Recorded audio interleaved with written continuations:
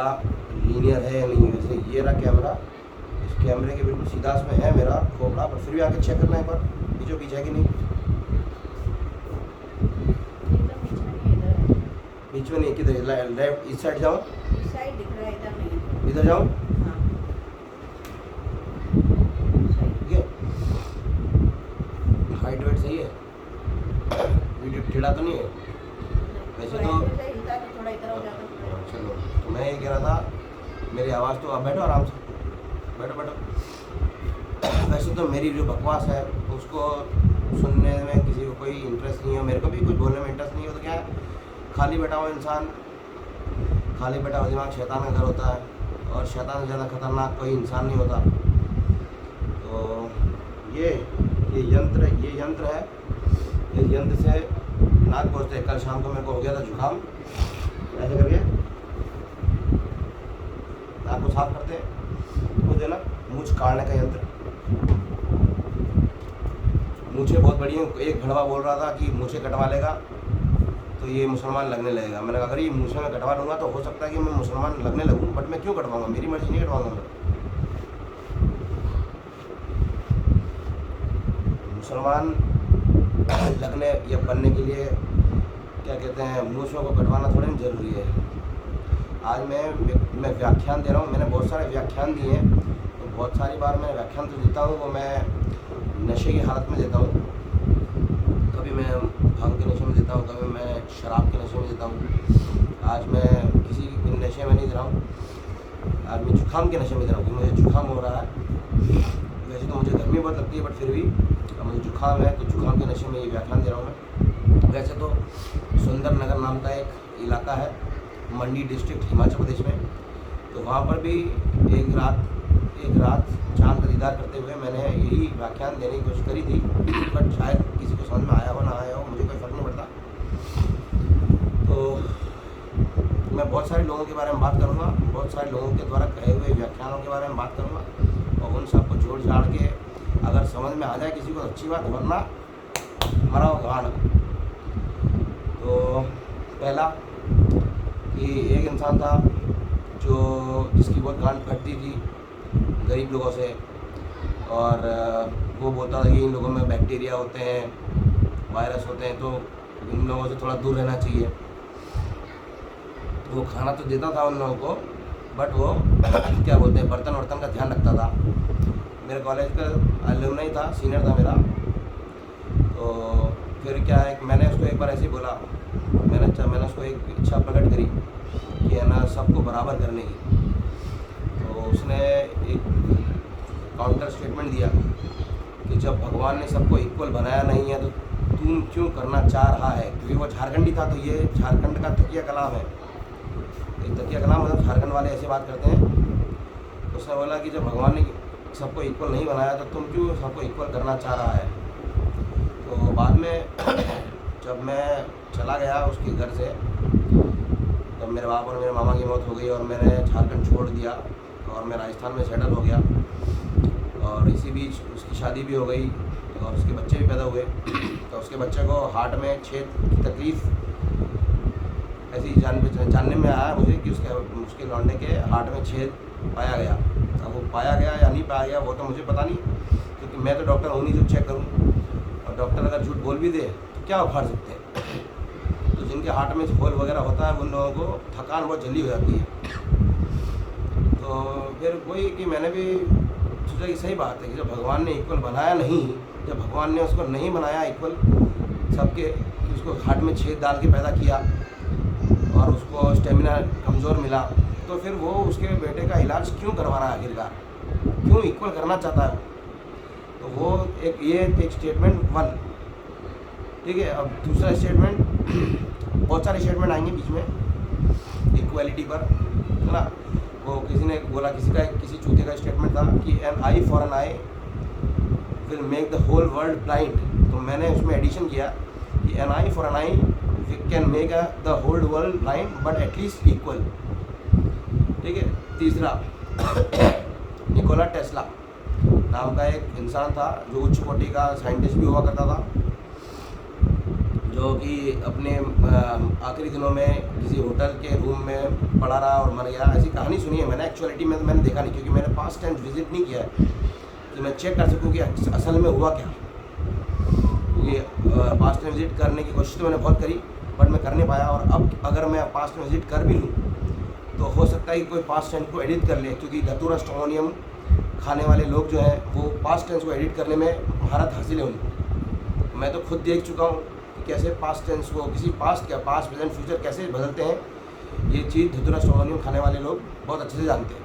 धतूरा स्ट्रोमोनियम में एक केमिकल होता है जिसको बोलते हैं scopolamine, which is also known as the most potent drug present on planet Earth, also known as magic molecule.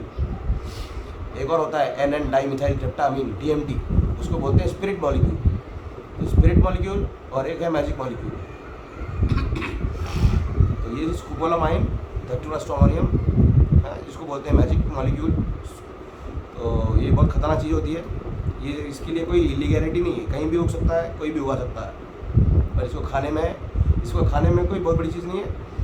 Ayurvedic ग्रंथों में इसको खाने की विधि साफ साफ दे रखी है। मैंने पता किया, मैंने उदयपुर के आयुर्वेदिक मेडिकल कॉलेज में जाके पता किया, मुझे पता पड़ा कि ऑलरेडी लाइब्रेरी में ऐसी बुक्स पढ़ी हैं जिनके अंदर ये लिखा हुआ है कि धतूरा स्ट्रोमोनियम के बीजों को कैसे यूज़ में लिया जाए कि त्रिनेत्र को जागृत किया जाए, पास्ट प्रेजेंट फ्यूचर को देखा जाए।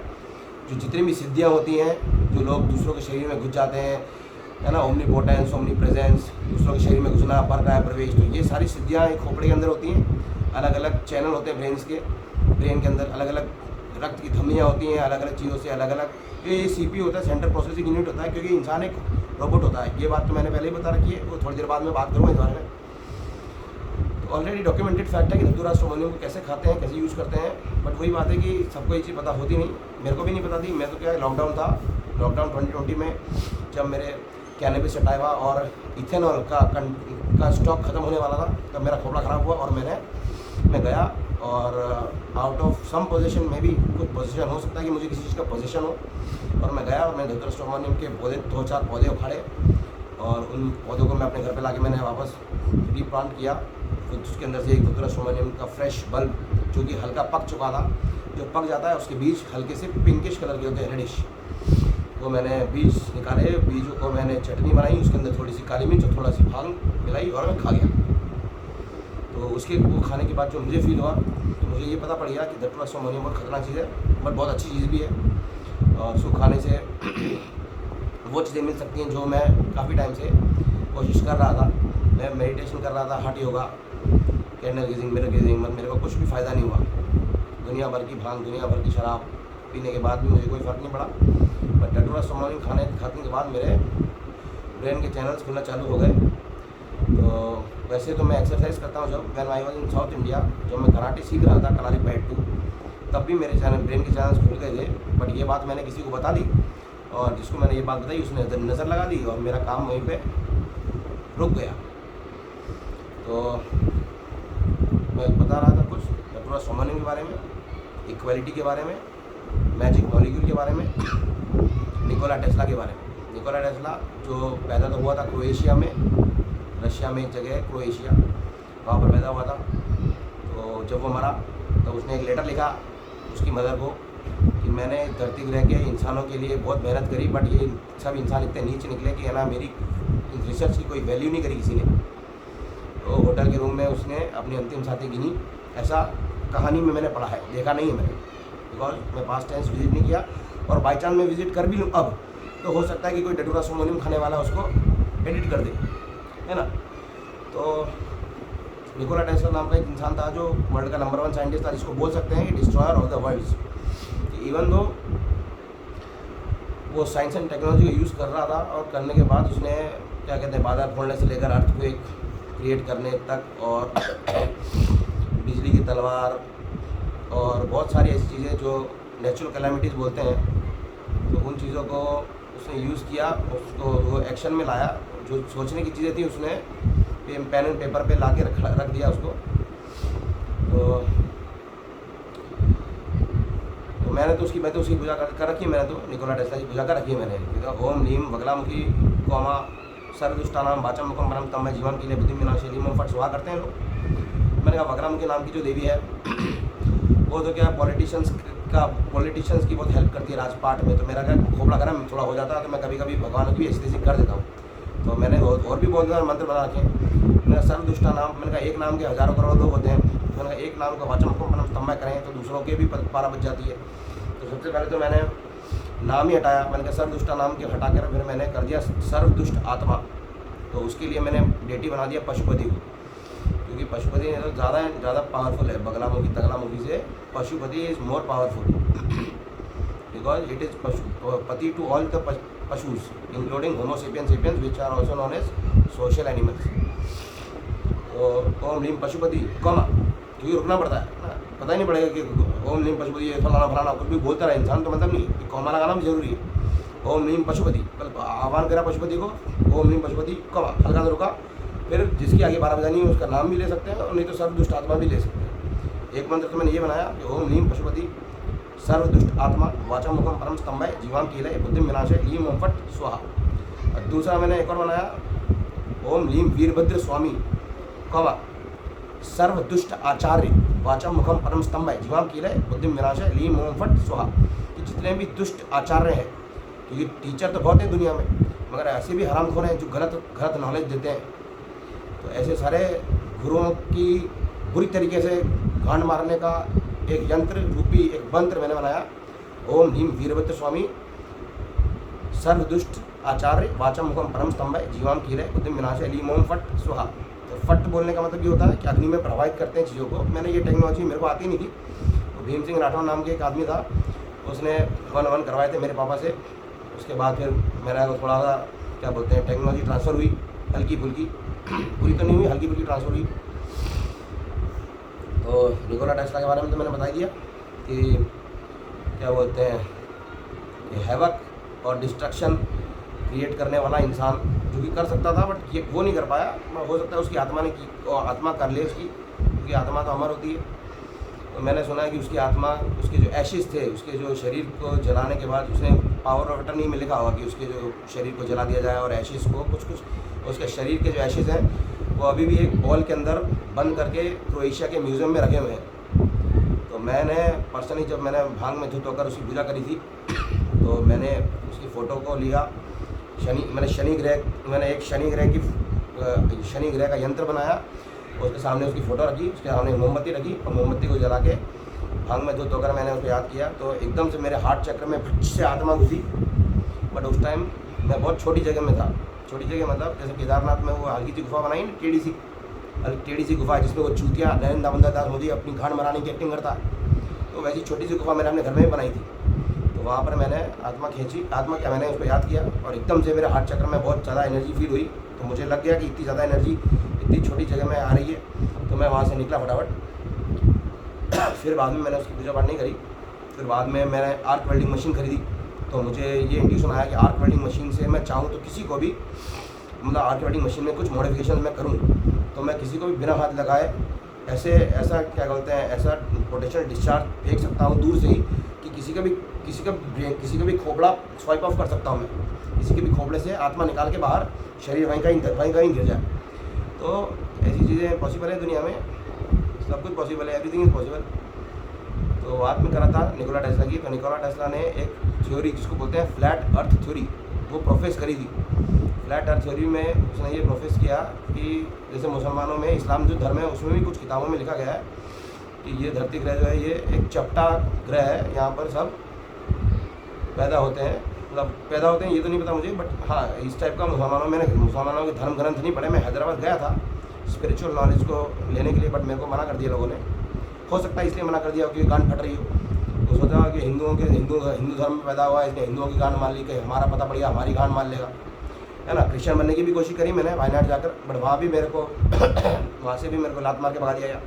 वही सेम रीज़न, उन्होंने कहा हिंदू धर्म पैदा हुआ, हिंदुओं की गांड मार रहा, हमारी गांड मान लेगा। यहूदी, रही बात यहूदियों की, तो यहूदी जब तक इंडिया में थे तब तक तो मैं मिला नहीं, और जैसे ही मैं मिलने गया तब तक वो भाग चुके थे सब।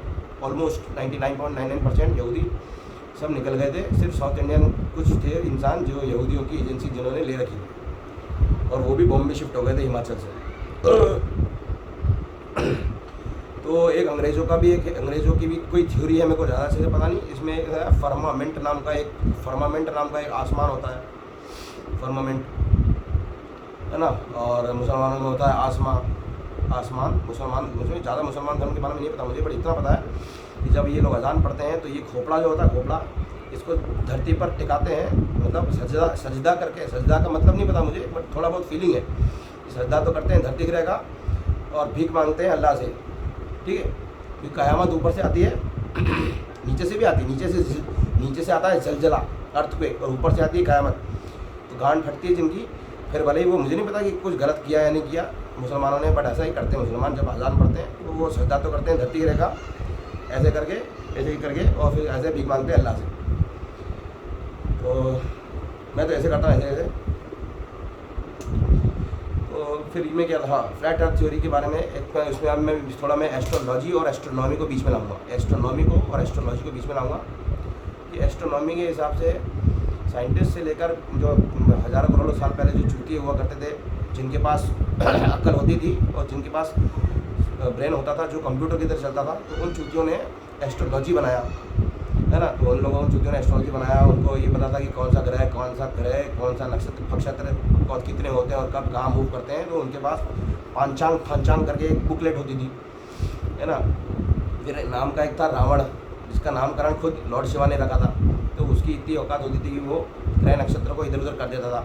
वो इधर उधर तो नहीं कर पाता होगा, ऑब्वियसली बात है, इतना आसान नहीं है, बट ऑप्टिकल इल्यूजन क्रिएट कोई भी कर सकता है ना। अगर बादल आ जाए तो घंटा बाबा जी का बादलों को फोड़ कर, ऐसी कोई आंखें हैं दुनिया में जो बादलों को फोड़ कर चेक करेगी कि यार कौन सा ग्रह कहाँ पे है।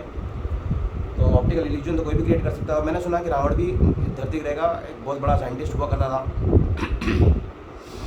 बट फिर भी वो क्या कहते हैं, मीठी दारू नहीं बना पाया। मैंने सुना कि मीठी दारू बनाना चाहता था, खुशबूदार। बाद में मैंने सोचा कि जब साउथ इंडिया में रावण पैदा हुआ, साउथ इंडिया में रावण का गढ़ था, तो साउथ इंडिया में तो नारियल के, खजूर के और ताड़ के इतने पेड़ हैं, और फूल काटते ही वहाँ पे दारू मीठी दारू मिलती है मटकों में। हो सकता है कि उस ज़माने में फूल को काटना अलाउड नहीं होता हो और सब फलों में इंटरेस्ट रहते हो। बाकी मैंने सुना है कि अगर ताड़ के या खजूर के या फिर कोकोनट के फूल उगने के बाद फूल को कट कर दें और मटका बांध दें, तो रोज़ सुबह 5-6 बजे जब सूरज उगता है उससे थोड़ी देर पहले ही फ्रेश मीठी मदिरा पेड़ खुद देता है आके, है ना। पेड़ खुद बनाता है और सबको पिलाता है, जिसको पीनी हो मटका रखे और मटके पिए। तो रावण के बारे में बता दिया मैंने। लंका का ईश्वर, लंका किसी और की थी, फिर उसका हत्या दिया, ऐसे फला कहानियों में नहीं बिलीव कर रहा ज़्यादा मैं, जो फैक्चुअल नॉलेज के बारे में जो पॉसिबल हो सकता है उसी के बारे में बात कर रहा हूँ। तो एस्ट्रोलॉजी और एस्ट्रोनॉमी के बारे में बात कर रहा हूँ। एस्ट्रोनॉमी ये कहती है कि जितना बहुत कुछ देख सकते हैं ऊपर, जितनी आँखों की औकात है उतना ऊपर है। ऊपर मतलब धरती ग्रह, एक धरती ग्रह है, एक एटमॉस्फेयर है, उसके ऊपर बहुत सारे स्फीयर हैं, स्ट्रेटोस्फीयर, आइनोस्फीयर, ये फियर, लो फियर, फलाना बड़ा ज्योग्राफी में पढ़ा है मैंने, कब याद करने की जरूरत नहीं है, बुक में लिखा हुआ सब कुछ, ठीक है। तो जितना आंखें देख सकती हैं उससे ज़्यादा ही पॉसिबल है। जैसे सर में जितने बाल हैं उसको गिन तो सकते हैं, बहुत बड़ी चीज़ नहीं, सर के बाल गिने जा सकते हैं। ऐसे ही अगर अच्छी मशीन लगा दें तो जितना ऊपर है वो सब देखा जा सकता है। फिर क्या लोकेशन भी चेंज होती है, पूरा का पूरा धरती ग्रह घूम रहा है, उसके साथ सोलर सिस्टम घूम रहा है, और सोलर सिस्टम के साथ मिल्की वे गैलेक्सी घूम रही है, घूमते पता नहीं कौन कहाँ जा रहा है, कौन किसको कौन सी चीज़ दिख रही है, कौन सी चीज़ नहीं दिख रही है, किसका फील्ड ऑफ व्यू है, यही पता नहीं पड़ रहा है कि आँखें किसकी हैं, धरती ग्रह की हैं या टेलीस्कोप की हैं। वो एक कौन सा चूतिया टेलीस्कोप था, है क्या नाम था उसका, लवड़े का, जेम्स वेब टेलीस्कोप, या कोई ना कोई लवड़े का नाम रखा हो, किसी साइंटिस्ट ने नाम रख दिया होगा, उसके नाम से टेलीस्कोप है, वहाँ से सब कुछ देखा जाता है। तो एस्ट्रोनॉमी के हिसाब से तो बता दिया कि बहुत कुछ है ऊपर, बहुत कुछ है ऊपर, धरती ग्रह के अलावा बहुत कुछ है। जहाँ तक औकात है आंखों की देखने की या फिर सेंस करने की, सेंसरी ऑर्गन्स की, सेंस कर सके जो इंडिया क्या है, इंडिया जो होते हैं इंसान का सेंसरी ऑर्गन्स कम होते हैं, मशीनों के थोड़े ज़्यादा होते हैं, है ना। अलग अलग वेव्स को भी देख लेते हैं वो, उसमें आजकल ऑरा इमेजिंग, ऑरा मीटर्स भी आ रहे हैं, कौन सी इंसान का ऑरा कितना पॉजिटिव, कितना नेगेटिव, कितना भारी भरकम है, कितना हल्का, ये सब आजकल पता पड़ जाता है, कोई बहुत बड़ी चीज़ नहीं है। तो ये तो एस्ट्रोनॉमी हो गई। एस्ट्रोलॉजी की डेफिनेशन जो मैंने पढ़ी थी, एस्ट्रोलॉजी सीखने की कोशिश करी मैंने, तो सबसे पहली जो डेफिनेशन थी उसमें ये था कि जिस भी ग्रह से या जिस भी हेवनली बॉडी से सबसे पहले ऊर्जा उर्फ रश्मि उर्फ क्या बोलते हैं लाइट पदार्थी धरती ग्रह पर, मतलब आंखों तक, तो उसका दिन बन जाता है। जैसे संडे को सूरज का दिन, सूरज की रोशनी आती है, मंडे को चांद की रोशनी, ट्यूसडे को मंगल की रोशनी, ऐसे करके इन चूतियों ने बनाया अपना चूतियाबंदी का साम्राज्य, एस्ट्रोलॉजर्स ने, ठीक है। अब मैं थोड़ी बात करूँगा, जैसे जैन धर्म के लोग हैं ना, जैन धर्म के लोग बोलते हैं कि हम बिल्कुल भी अहिंसा नहीं करते हैं, किसी भी जानवर को हम नहीं मारते हैं। दिगंबर जैन करके जो नंगे पुंगे हुआ करते थे, चंद्रगुप्त मौर्य नाम का लौंडा था, वो अपने साथ ले गया था नंगे पुंगों को, है ना, वो इंसानों को ले गया था, बाद में नंगे पुंगे हो गए। वो साउथ इंडिया गए, साउथ इंडिया पता पड़ा वहाँ पे तो बाहर क्या बोलते हैं भुखमरी है, तो आधे इधर रह गए आधे उधर रह गए, जो इधर रह गए वो नंगे हो गए, वो उधर रह गई उनकी बीवियाँ, उन्होंने सफ़ेद कपड़े पहन लिए। तो जो भी है, तो जैन धर्म में ऐसे बोलते हैं कि है ना हिंसा नहीं करते, मगर क्या है बैक्टीरिया वगैरह खाते हैं वो लोग। तो जैसे मम्मी ने बताया कि दही वगैरह भी खाते हैं, तो दही वगैरह तो चलो कोई बात नहीं, पर मैंने कहा नाक से बैक्टीरिया अंदर जाते होंगे 100%। तो या तो सांस लेने ही बंद कर दो, क्योंकि सांस लोगे तो बैक्टीरिया, वो भी जीवित वस्तु है, वो अंदर जाएंगे, और बैक्टीरिया को मारना पाप है ना, क्योंकि जीवित वस्तु को मारना तो पाप होता है ना। अगर तुम क्या कहते हैं अपनी औकात दिखाने जाते हो तो फिर वैसे दिमाग तो सब में होता है, बट फिर भी मैं तो कह रहा हूँ कि अगर बैक्टीरिया भी एक जीवित वस्तु है और जीवित वस्तुओं को मारना पाप है, तो अपने नाक से सांस लेना बंद कर दो, या फिर सबके सब ICU में भर्ती हो जाओ। जैन धर्म के लोगों, सारे जैन धर्म के लोग या तो सांस लेना बंद कर दो, क्योंकि बैक्टीरियाओं की मौत होती है। जैसे तुम अंदर लेते हो बैक्टीरिया को क्या कहते हैं लंग्स में, या फिर क्या कहते हैं ब्लड के कांटेक्ट में आते हैं, बैक्टीरिया मर जाते होंगे 100%। मुझे पता नहीं, मैंने इससे शोध नहीं किया, रिसर्च नहीं किया, पर आई एम 100% श्योर कि मरते होंगे बैक्टीरिया। तो बैक्टीरिया को मारना बंद करो, ठीक है, बैक्टीरिया को मारना बंद करो।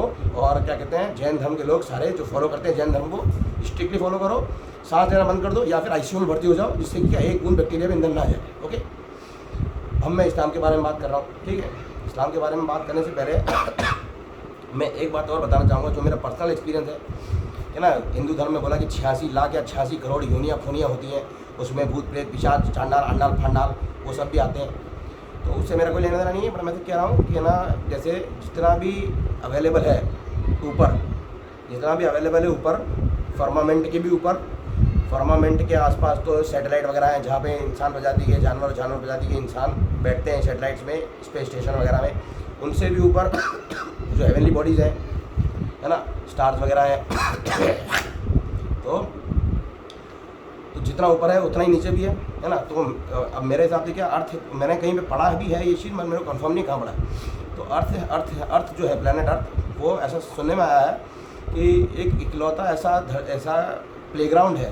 प्लेग्राउंड मतलब ऐसा इकलौता एक हेवनली बॉडी है जहाँ पर पूरी कायनात जितना भी ऊपर दिख रहा है ना, या फिर देखने की औकात है, या सेंस करने की औकात है, वो सारे पैदा हो सकते हैं धरती ग्रह पर, ठीक है। तो अर्थ जो प्लेग्राउंड, ऐसा मैंने कहीं भी पढ़ा था, मेरे को याद नहीं कहाँ पढ़ा था। तो जितने भी क्या कहते हैं जीव जंतु हैं, जिसमें 86 करोड़ से ज़्यादा ही होंगे, 86 लाख 86 करोड़ जो भी हैं, उससे ज़्यादा ही हैं योनिया फोनिया, ठीक है। मैंने सुना था कि है ना, इंसान प्रजाति की जो धरती ग्रह पर जो चालू हुआ जीवन, वो हुआ था साइनोबैक्टीरियम नाम के बैक्टीरिया से हुआ था, है ना। केमिकल एक्शन से बैक्टीरिया मतलब बना, मतलब नॉन लिविंग बींग से लिविंग बींग में कन्वर्ट हुआ, ऐसे करके साइनोबैक्टीरियम।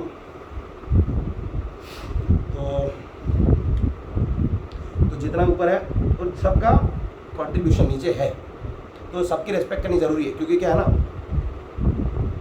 हिंदू धर्म में गोलोक, शिवलोक, लवड़ा लोक, लंकर लोक, वैंकुट लोक, इंड फंडा घंटा, कितने 15 20 25 भगवान है मेन, और 33 छोटे छोटे भगवान हैं। तो हिंदू धर्म के जितने भी भगवान हैं, उनके यहाँ से जितने भी क्या कहते हैं, उनकी जितनी भी टेक्नोलॉजी रही होगी, तो हर बाप का बाप होता है और हर कुत्ते का दिन आता है। और इसके आगे मैं बोलूँगा नहीं, क्योंकि मेरा मूड नहीं है।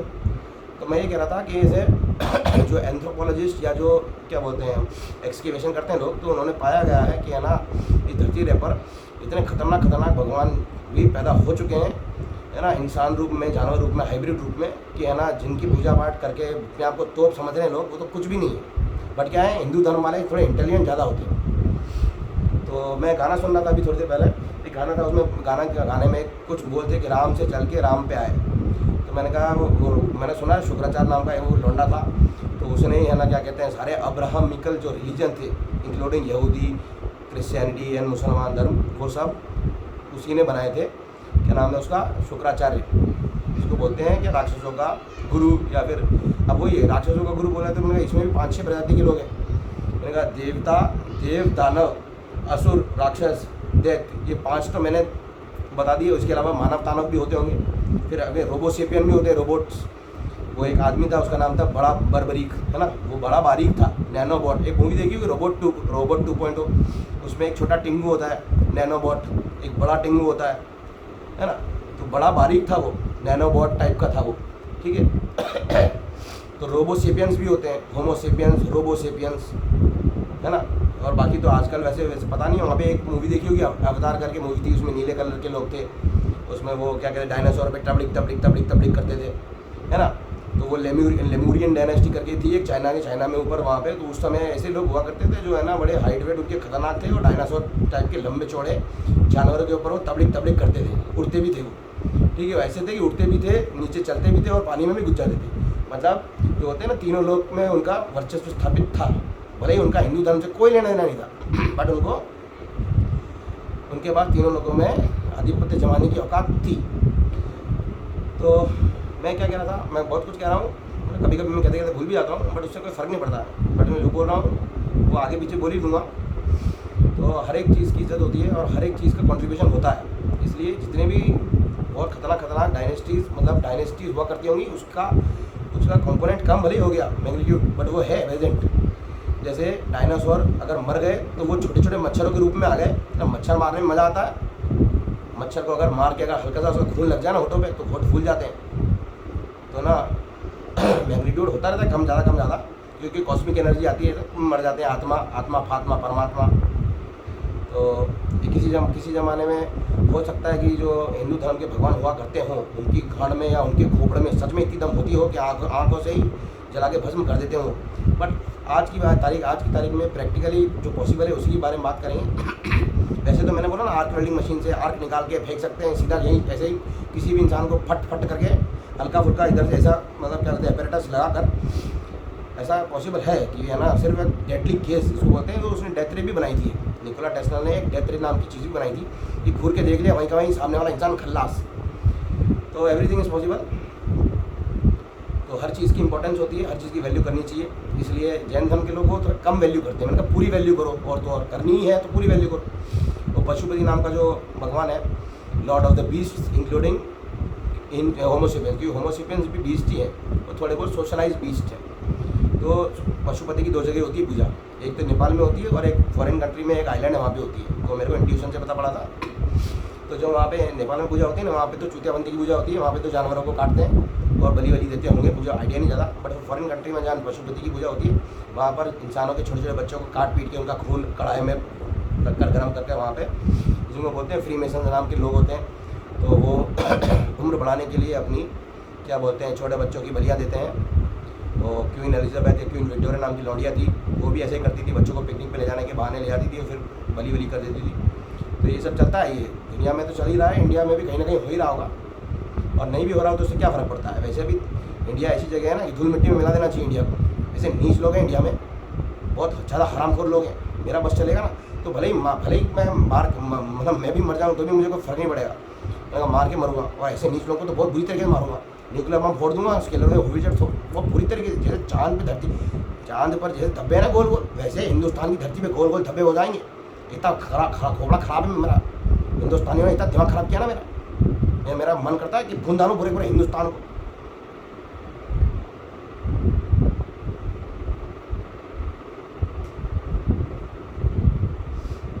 तो मैंने बता दिया फ्लैट अर्थ थ्योरी का मतलब ये होता है कि है ना, अर्थ इज प्लेग्राउंड, वहाँ पे कोई भी पैदा हो सकता है, जहाँ कायनात में जो भी है वो सब पैदा हो सकता है और ऑलरेडी पैदा है ना, बट ये मैग्नीट्यूड कमज़ोर है।